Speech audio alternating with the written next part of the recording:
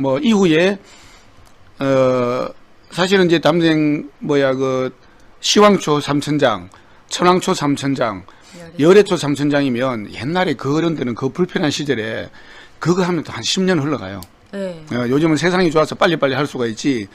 근데 오늘 뭐 우리 영상 안에서 내가 이야기를 드리지만은 우리 담생 같은 경우는 333 9천장에서 거의 2만 장 이상의 초를 떴죠.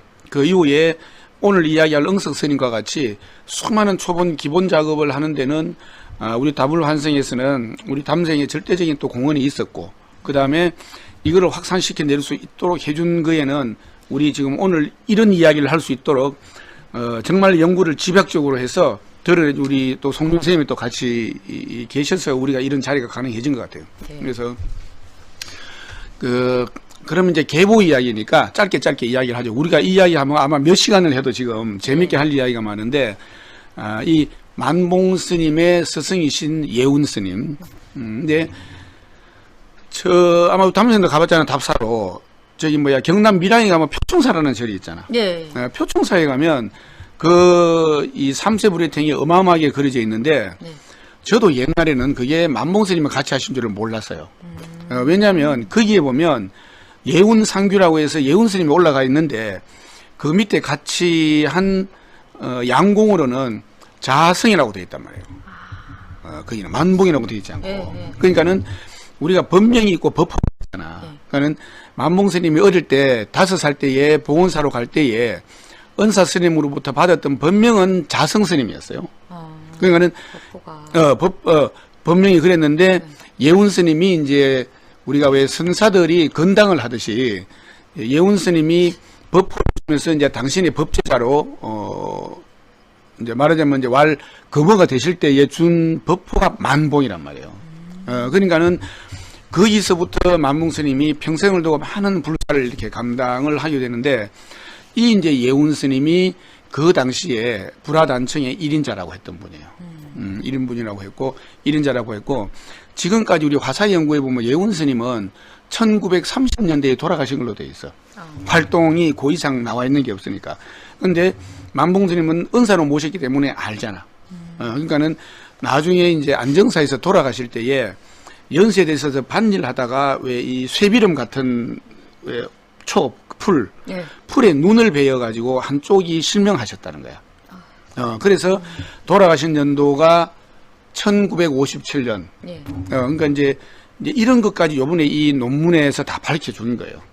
그래서 다시 한번 우리가 다음에 우리 한번 유경재 선생님도 같이 모셔서 이 이야기를 그 논문을 쓰는 건 한 200여 페이지의 논문을 썼지만은 자료를 모은 건 얼마나 많았겠어요. 그 비하인드 스토리도 좀 들어보겠습니다만은 그 만봉 스님의 은사님이었던 그 당대 제1인자고, 이 예운 스님의 불화에서 가장 특징적인 요소는 스님이 뭐라고 하셨냐면, 예운 스님이 굉장히 작업을 빨리 하신대요. 빨리 하셨다는 거예요. 근데 이거는 또 한편으로 생각하면, 그 다음에 이제 예운 스님이 그랬기 때문에, 전라남도 해남에 가면 대흥사라고 하는 큰 절이 있단 말이에요. 여기에 어마어마한 불사를 할 때에 그 많은 일들을 당신이 편수로 감당할 수 있었던 거는 그런 빨리 초를 내고 채색이라든지 전 과정을 할 수 있었던 그 역량이 가능했겠다 하는 생각을 하는 거예요. 또 그거를 또 만봉 스님도 이어 물려 받으신 거고. 근데 우리가 예운 스님 이야기를 하면, 예운 스님의 제일 큰 특징이라고 하면은 그 시기가 우리 건대기 아니에요.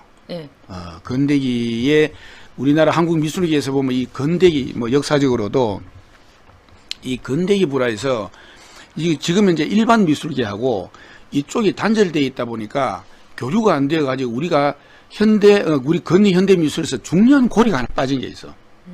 그게 뭐냐 하면 담생 그 부분에 얼핏 논문 하나 쓴 게 있잖아. 우리 건대기 예운 불화의 건대성에 대해서 한번 제가 그 종교문화협회 교류협회에서 논문을 쓴 게 있는데, 저도 연구를 하면서 보니까 이게 있어요.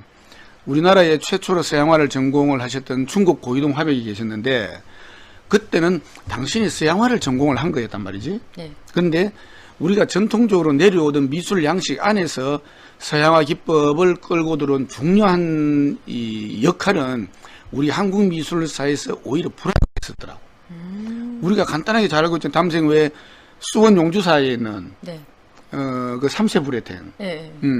거기 보면 정조대왕이 그 불사를 할 때에 제일 우리가 일반 미술계에 정조대왕이 좋아했던 분이 한 분이 있잖아. 김홍도. 단원 김홍도. 잘 알고 있네, 우리 담생이. 김홍도가 또 있었고, 김홍도 화백이 우리 풍속도를 많이 그렸는데, 이거는 사실은 김홍도가 그린 풍속화락이 그런 측면도 있겠지만은 정조대왕이 민정시찰을 대신해준 부분들도 있단 말이죠. 근데 우리 그런 이야기는 오늘 좀 너무 많이 펼치면 안 되니까 좀 접고, 근데 일반 미술계에서 단원 김홍도, 그 다음에 이 용주사에서 정조대왕이 불사를 할 때에 아버지였던 사도세자를 극락왕생을 시키기 위해서 감노탱 그렸던 거. 담생 직접 초내했잖아, 사실. 네. 감노탱 그 초내고 지장모사리 주용문을 펼쳐놓는 그 당시 풍속 사람들의 모습을 그렸던 거 다 초를 냈잖아. 네. 담생 참 한 거 많은데 그거를 감당했던 분이 누구였냐 하면 상겸 스님이었단 말이죠. 이제 건너뛰었는데 그전에는 다른 논문들에 보면 만봉 스님의 스승님이 그 예훈 스님이다라고 하는 건 나와 있어. 네. 근데 그 가운데 고리가 빠져 있었어요.